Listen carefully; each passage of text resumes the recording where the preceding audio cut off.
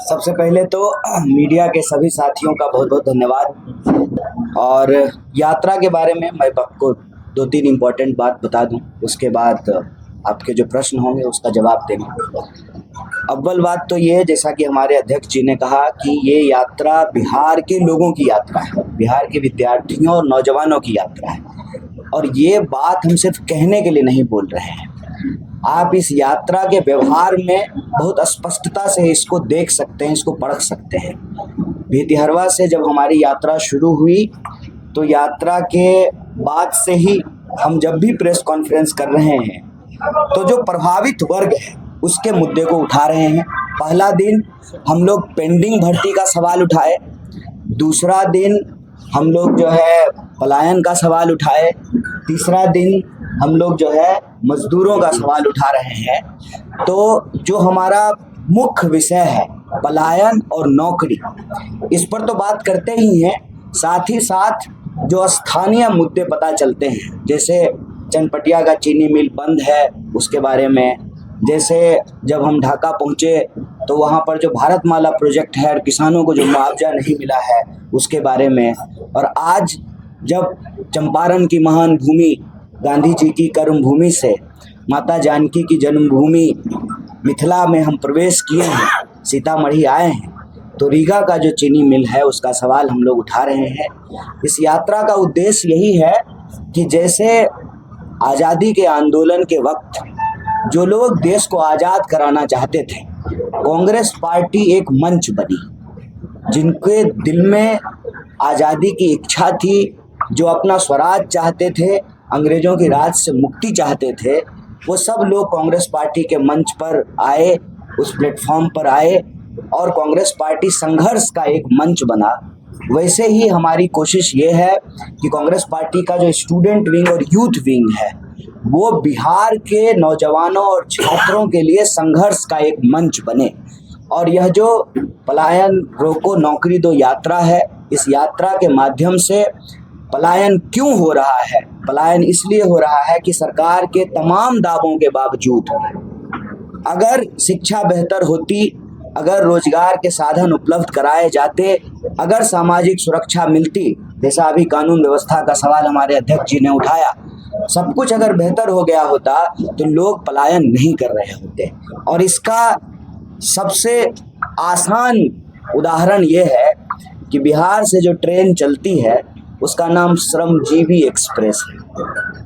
मतलब यहाँ से मजदूर जो है वो दूसरे राज्य में जाएंगे काम करने के लिए, और ये सरकार कुछ भी आंकड़ा फेंके, अगर आपको हकीकत देखनी है तो आप होली के वक्त बिहार के बाहर किसी रेलवे स्टेशन पे खड़े हो जाइए, फिर देखिए वहाँ से लोग बिहार आने के लिए कितनी मशक्कत करते हैं। और जब त्यौहार खत्म हो जाए, अभी ईद आने वाला है, तो बाहर के स्टेशनों पे, और जब ईद खत्म हो जाएगा तो बिहार के स्टेशनों पे देखिए कि लोग बाहर जाने के लिए कितनी मशक्कत करते हैं। तो बिहार को जो ये फैक्ट्री बना दी गई है मजदूरों की, प्रश्न ये है कि जिस बिहार के पास एक गौरवशाली इतिहास है, विश्व का सबसे पुराना विश्वविद्यालय नालंदा विश्वविद्यालय, जिस बिहार का इतिहास ये है कि बिहार का एक व्यक्ति ने ठान लिया तो पहाड़ काट करके दशरथ मांझी ने रास्ता बना दिया। बिहार का इतिहास ये है कि नीलहों के खिलाफ आंदोलन के बाद ही, अंग्रेजों के खिलाफ जो वो दमन था, उस दमन के खिलाफ जो संघर्ष हुआ, उसके बाद ही कांग्रेस पार्टी जो है स्वतंत्रता आंदोलन को एक नई मजबूती दे पाई, एक नया आधार दे पाई। तो आप किसी भी दौर की बात करें, आप चाहे महान अशोक की बात करें, चंद्रगुप्त मौर्य की बात करें, आप जो है भगवान बुद्ध की बात करें, आप जो है किसी भी धर्म की बात करें, हिंदू मुस्लिम सिख ईसाई, सबका इतिहास जो है वो बिहार की धरती में मिला हुआ है, यहाँ के संस्कृति में परंपरा में सिमटा हुआ है। तो आज बिहारी शब्द को गाली किसने बनाया है, और यह यदि हुआ है तो इसकी जिम्मेवारी हम सबको लेनी पड़ेगी। इसीलिए हमारा यह मानना है कि यह यात्रा महज एक कार्यक्रम नहीं है, यह बिहार के छात्रों और नौजवानों का हुंकार है, जिस हुंकार के माध्यम से हम कह रहे हैं कि इस मिट्टी में जन्म लिए हैं, इस मिट्टी में ही मरेंगे, जो जन्मभूमि है वही कर्म भूमि बने।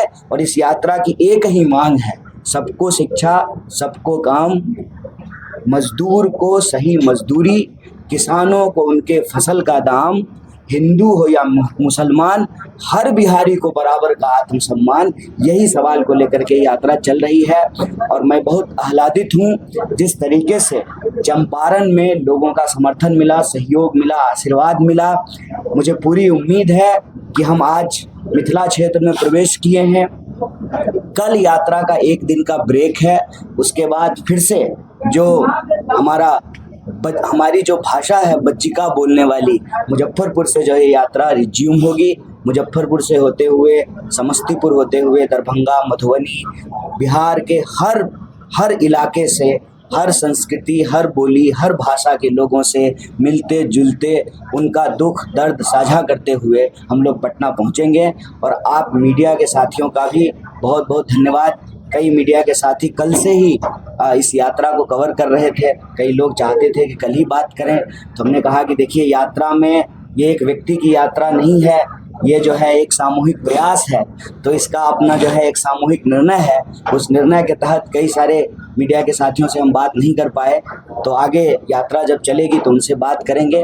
बाकी इस प्रेस वार्ता के माध्यम से हम आज का जो मुख्य बिंदु है, जो रीगा चीनी मिल का सवाल है, उसको हमारे जो साथी हैं, मजदूर भाई हैं, उन्होंने रखा है। इसी तरह से हर दिन, इससे पहले हमने पेंडिंग भर्ती का सवाल उठाया कि 1.5 लाख नौजवान, उनकी भर्ती प्रक्रिया पूरी हो गई, उनका मेडिकल हो गया, उनका फिजिकल हो गया, लेकिन उनको नियुक्ति पत्र नहीं दिया गया। वो भी हमारे साथ यात्रा में चल रहे हैं। इसके साथ साथ बीपीएससी एग्जाम में जो धांधली हुई है, वो लोग भी ला करके अपनी बात रखेंगे। पेपर लीक के चलते जो विद्यार्थी परेशान हैं, उन्होंने आकर के प्रेस कॉन्फ्रेंस किया। पलायन का दंश झेलने वाले कुछ मजदूरों ने कल जो है चंदनबाड़ा में अपनी बात रखी। तो ये यात्रा दरअसल एक संघर्ष का मंच है। जो भी प्रभावित वर्ग है, हम उनसे आह्वान करते हैं कि यात्रा से जुड़िए और अपनी आवाज़ को बुलंद कीजिए, और हम आपके साथ कदम से कदम मिला करके चलेंगे और इस लड़ाई को हम जरूर जीतेंगे। बहुत बहुत धन्यवाद, बहुत बहुत शुक्रिया। कुछ सवाल नहीं। क्या कन्हैया कुमार बिहार विधानसभा चुनाव 2025 में कहीं से उम्मीदवार होंगे? और सवाल ले लेते हैं, इसका भी जवाब नहीं। सवाल ले लीजिए लास्ट में, एक ही सवाल। और सवाल देते हैं। सर, सीतामढ़ी में आपका आने का मेन उद्देश्य क्या है? सर, हर नेता को यात्रा करने की आवश्यकता क्यों है? सर, एक बात और भी, इलेक्शन टाइम में ही हर मुद्दा क्यों उठता है, उससे पहले क्यों नहीं उठता? सबसे पहली बात तो ये कि ये पद यात्रा है, चुनावी यात्रा नहीं है। ऐसा हम नहीं कह रहे हैं कि हमारी पार्टी चुनाव नहीं लड़ेगी। हम कोई एनजीओ नहीं है, हम देश की मुख्य विपक्षी पार्टी के सदस्य हैं। हम जरूर चुनाव लड़ेंगे। ये चुनाव लड़े थे पिछली बार, उससे पहले भी लड़े थे, विधायक भी हुए थे। तो चुनाव हम लड़ेंगे, हमारी पार्टी चुनाव लड़ेगी। लेकिन चुनाव जब हो रहा है तो चुनाव तो किसी प्रक्रिया के तहत हो रहा है ना। अकबर के बाद कौन राजा बनेगा, उसका चुनाव तो नहीं होता था। मतलब लोकतंत्र है, इसीलिए चुनाव हो रहा है। तो लोकतंत्र में जब चुनाव हो रहा है तो उसमें लोगों का सवाल होना चाहिए ना। यात्रा और चुनाव का इतना ही संबंध है कि आज से कई महीने बाद जब चुनाव हो, तब तक बिहार की फिजा में, आबो हवा में, बिहार की जनता के दिमाग में यह बात हो कि चुनाव तो हर 5 साल में हो जाता है, हमारे सवाल क्यों नहीं हल होते हैं। इस यात्रा के चुनाव से इतना ही संबंध है कि कोई भी पार्टी, मैं सिर्फ मेरी पार्टी की बात नहीं कर रहा, कोई भी पार्टी कल को जब घोषणा पत्र बनाने के लिए बैठे तो उसके दिमाग में यह बात रहे कि अगर हम नौजवानों की बात को प्रमुखता से नहीं उठाएंगे तो बिहार के नौजवान हमको वोट नहीं देंगे। अगर हम विद्यार्थियों की बात को, शिक्षा के सवाल को नहीं उठाएंगे तो वो हमको वोट नहीं देंगे। हम चाहते हैं कि बिहार में जब राजनीतिक विमर्श हो तो उसके केंद्र में पलायन का सवाल हो। आया राम गया राम की तरह नहीं, चुनाव जब हो तो जनता के मुद्दे पर हो। आप में से कोई इस बात को अस्वीकार करेगा कि पलायन एक मुद्दा नहीं है? कोई चौक चौराहा, गली नुक्कड़, मैं कहता हूँ विचारधारा का भेद मिट जाएगा। हर पॉलिटिकल पार्टी का वर्कर कहेगा कि पलायन एक मुद्दा है। क्या हिंदू, क्या मुसलमान, क्या ब्राह्मण, क्या दलित, क्या ओबीसी, क्या राजपूत, हर कम्युनिटी का लोग जो है इस दंश को झेल रहा है। होली में हमको तकलीफ हो रही है तो ईद में उनको भी तकलीफ हो रही है। कोई ऐसा कम्युनिटी नहीं है जो पलायन का दंश नहीं झेलता है। और पलायन क्यों होता है, हम बार बार कहते हैं, अगर दावे में हकीकत होती तो जो है पंजाब के लोग हमारे यहाँ काम करने के लिए आते, हम क्यों जा रहे हैं? कर्नाटक के लोग हमारे यहाँ काम करने के लिए आते, पूंजीपति आते हैं। अभी आपको सुनाया ना इन्होंने, जो ये रीगा का चीनी मिल है वो बीजेपी के नेता का है। बीजेपी के नेता का पैसा आता है यहाँ मुनाफा कमाने के लिए, वहाँ के लोग नहीं आ रहे हैं, हम जा रहे हैं बेंगलोर में काम करने के लिए। तो चुनाव जब हो तो नौजवानों और विद्यार्थियों का सवाल जो है वो प्रमुखता से उठाया जाए। आपके टीवी में जब डिबेट हो तो हर प्रवक्ता से ये सवाल पूछा जाए कि आपकी सरकार आएगी तो आप पलायन को रोकने के लिए क्या करेंगे। तो चुनाव से इस यात्रा का उतना ही संबंध है।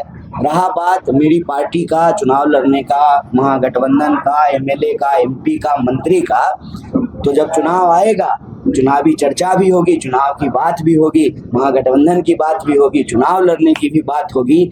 आज तो इस यात्रा में हम लोग पलायन और नौकरी की बात करना चाहते हैं। एक साथी ने कहा कि आप सीतामढ़ी क्यों आए हैं, तो जो जिसके लिए हम भितिहरवा गए थे उसी के लिए सीतामढ़ी भी आए हैं, उसी के लिए पूर्णिया भी जाएंगे और उसी के लिए पटना भी पहुंचेंगे। मुद्दा वही है पलायन और नौकरी का, लेकिन जिस जिले में जा रहे हैं, जिस इलाके में जा रहे हैं, वहाँ का जो स्थानीय सवाल है साथ ही साथ उसको भी उठा रहे हैं। एक ले लेंगे सवाल। मैं ये जानना चाह रहा हूँ कि मुख्य विपक्षी पार्टियां हैं, चाहे वो कांग्रेस है, आपके और इवन जो न्यू प्लेयर प्रशांत किशोर है, सारे पलायन की बात, जॉब से पलायन, तो कहीं न कहीं आपको डुप्लीकेसी नहीं लग रही है? कांग्रेस का इसमें डिस्टिंक्ट क्या है? और सेकंड पार्ट 2, क्या कांग्रेस, चूंकि अब राहुल जी उसकी बात करते हैं, नेशनल सेंसस की बात करें खास से, क्या कांग्रेस भी सोशलिस्ट और आइडियोलॉजी को कॉपी कर रहे हैं? देखिए, अव्वल तो ये है कि अगर सही बात है तो वो बात को कोई भी उठा सकता है। मेरे ख्याल से चोट लगने पर जब आंसू निकलता है तो सबको आंसू आंख से ही आता है। तो अगर इस आधार पे देखें कि नहीं भाजपा वालों के आंख से आंसू आता है तो आरजेडी वालों के कहाँ से आएगा? जो सच है वो सच है, उसमें तेरा और मेरा नहीं होता है, सच सच होता है। मतलब पूरी दुनिया में ये मानी जाती है कि पृथ्वी जो है सूरज का चक्कर लगाता है, तो सच नहीं बदलता है। वो बिहार का सच है, वो कोई भी उठा रहे हैं, उसमें कोई बात नहीं है। और उसमें ना कोई ओनरशिप का भी सवाल नहीं है। ओनरशिप का सवाल तब आएगा जब पलायन रुकेगा, तब पता चलेगा कि कौन सी सरकार ने पलायन रोका, तो उसमें ओनरशिप का कोई बात नहीं है। दूसरा, धैर्य रखिए। दूसरा, आपने कहा कि कांग्रेस पार्टी हमेशा से प्रो पीपल एजेंडा को लेकर के चली है। मैं उसके कई एग्जाम्पल आपको दे सकता हूँ। इस देश में राजशाही समाप्त नहीं होता अगर कांग्रेस पार्टी की सरकार नहीं होती, अगर इस देश में संविधान लागू नहीं होता। सबका घर एक जैसा नहीं है, कोई साइकिल से चलता है, कोई फॉर्च्यूनर से चलता है, लेकिन सबका वोट बराबर है। ये अपने आप में एक समाजवादी सिद्धांत है, एक लोकतांत्रिक सिद्धांत है। दूसरा, 18 वर्ष की आयु में जो है आपको वोट देने का अधिकार है, ये रिफॉर्म कांग्रेस पार्टी का किया हुआ। तीसरा, आप संविधान की प्रस्तावना को देखेंगे, उस प्रस्तावना में समाजवादी शब्द बकायदा कांग्रेस पार्टी ने जोड़ा है, कांग्रेस पार्टी का किया हुआ है। मैं ज़्यादा दूर नहीं जाता हूँ, इतिहास में जाएंगे तो बहुत लंबा इतिहास है कांग्रेस पार्टी का, उसके कई काम हैं। लेकिन रिसेंट इतिहास में मैं आपको दिखा दूं कि केंद्र में जब यूपीए की सरकार थी तो मनरेगा लागू किया गया। आज जब हम भट्ठा मजदूरों से बात कर रहे थे, ईंट भट्ठा मजदूरों से, तो मजदूरों ने हमको बताया कि मिस्त्री को 550 और मजदूर को 400 रुपया मजदूरी मिलता है। तो हम बोले कैसे गुजारा होता है? बोला जैसे तैसे होता है सर। और जब गुजारा नहीं होता है, महंगाई इतनी बढ़ गई है, तो सीजनल काम करते हैं, फिर बाहर चले जाते हैं। तो पलायन, रोजगार और मजदूरों को सही नहीं मजदूरी, वो एक साथ दिख रहा था। मनरेगा लाया गया इसीलिए कि मजदूरों के पास काम की गारंटी है। उसके बाद हम नागरिक हैं, हम भीड़ नहीं है, हम नागरिक हैं। हमारे वोट से प्रधानमंत्री और मुख्यमंत्री बनते हैं। राजा के यहाँ जो है राजा नहीं पैदा होगा, रानी के कोख से जो है ना राजा पैदा नहीं होगा, वोट से होगा। उसको नागरिक बोध जो है, राइट टू इंफॉर्मेशन का अधिकार दे करके कांग्रेस पार्टी ने कहा कि आप आरटीआई करके सरकार से पूछ लीजिए, या सरकार आई आरटीआई कमजोर करने लगी। उसके बाद ये जो 80 करोड़ लोगों को अनाज देने की बात करते हैं, राइट टू फूड का कानून जो कांग्रेस पार्टी पास की यूपीए 2 के बाद, ये मैं रिसेंट एग्जांपल बता रहा हूँ, छोड़ दीजिए बहुत दिन की बात। अभी तेलंगाना में हमारी सरकार बनी, तेलंगाना में सरकार बनने के बाद चुनाव के दौरान यह वादा किया गया कि अब हमारे यहाँ जनगणना तो नहीं कर सकते हैं, सर्वे किया है क्योंकि जनगणना केंद्र सरकार करेगी। 11 में जनगणना हुआ है, 21 में जनगणना होना था, जनगणना अभी तक हुआ नहीं है। लेकिन वहाँ सर्वे करा करके जो कैप था 50% के रिजर्वेशन को, उसको चेंज कर दिया है तेलंगाना की सरकार ने। तो हम कोशिश यही कर रहे हैं कि कांग्रेस पार्टी का इतिहास स्वतंत्रता आंदोलन के गर्व से पैदा होने का इतिहास है और देश को लोकतांत्रिक देश बनाने का इतिहास है कांग्रेस पार्टी का, कि हर गरीब गुरबा को बराबर का हक मिले, ये इतिहास है कांग्रेस पार्टी का। कांग्रेस पार्टी मंच बने, जो लोग शोषित पीड़ित वंचित हैं, गरीब लोग हैं, उनका मंच बने और उनके सवालों को उठाए। तो कांग्रेस पार्टी समाजवादी विचारों की तरफ नहीं जा रही है, कांग्रेस पार्टी हमेशा से समाजवादी विचारधारा पर ही चली है।